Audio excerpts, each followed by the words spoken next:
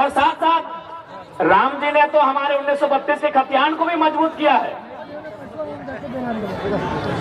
राम जी ने हमारे 1932 के खतियान को भी मजबूत किया है।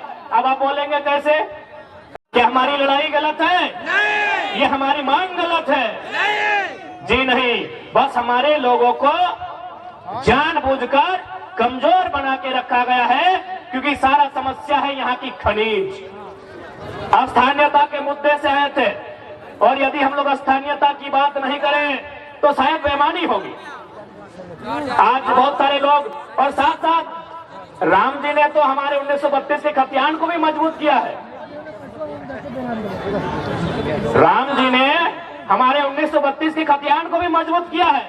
अब आप बोलेंगे कैसे? राम जी का विवाद कब का है? 1528 का है। समाधान कब हुआ? 21वीं सदी में। समाधान किन्होंने करवाया? लोकतंत्र ने। लोकतंत्र ने। तो भाई, जब मुगलों के काल की समस्या का समाधान लोकतंत्र में हो सकता है, तो हम तो अंग्रेजों की काल की समस्या का समाधान मांग रहे हैं। हम तो अंग्रेजों की काल की समस्या का समाधान मांग रहे हैं। तो राम जी ने तो तमाम विस्थापितों को मजबूती दिया है।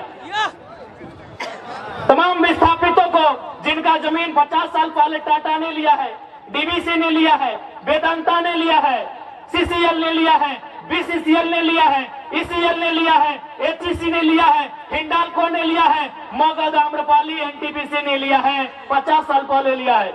जब राम जी की समस्या का समाधान 500 साल बाद यही लोकतंत्र का बुनियादी, यही लोकतंत्र का सर्वोच्च न्यायालय करता है, तो 50 साल पहले जो हमारा जमीन अधिग्रहण हुआ है विकास के नाम पे, जो आज खाली पड़ा है, जो टाटा के कब्जे में है, कहीं एचईसी के कब्जे में है, कहीं हिंडाल्को के कब्जे में है, कहीं एनटीपीसी कब्जे में है, तो क्या हमारा भी अधिकार नहीं बनता है कि लोकतंत्र उसका समाधान करे?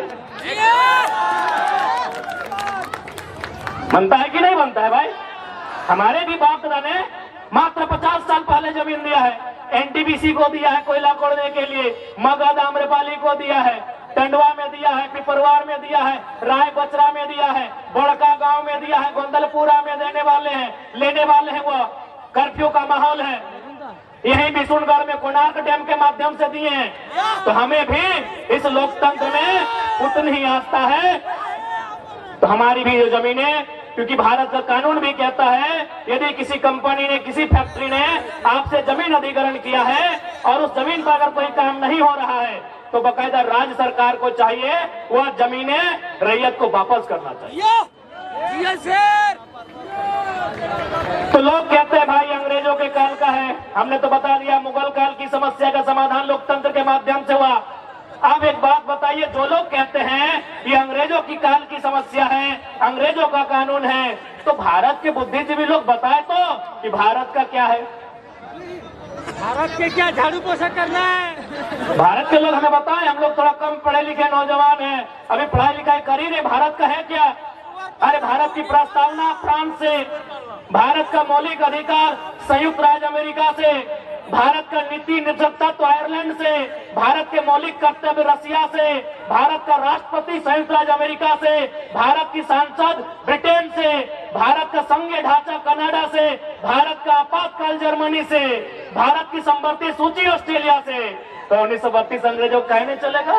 चलेगा, एकदम चलेगा।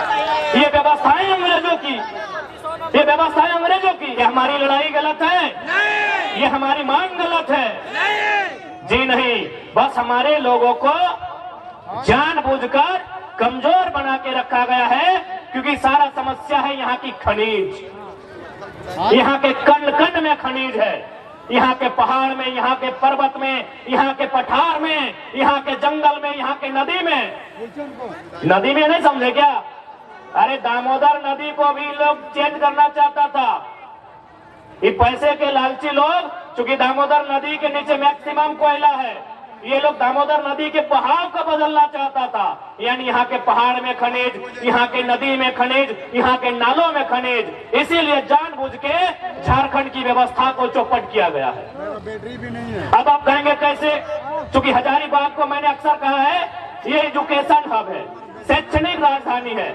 अगर रांची राजधानी, दुमका उपराजधानी, कोडरमा अपराग राजधानी, धनबाद कोयला राजधानी, जमशेदपुर स्टील राजधानी, तो हजारीबाग शैक्षणिक राजधानी है।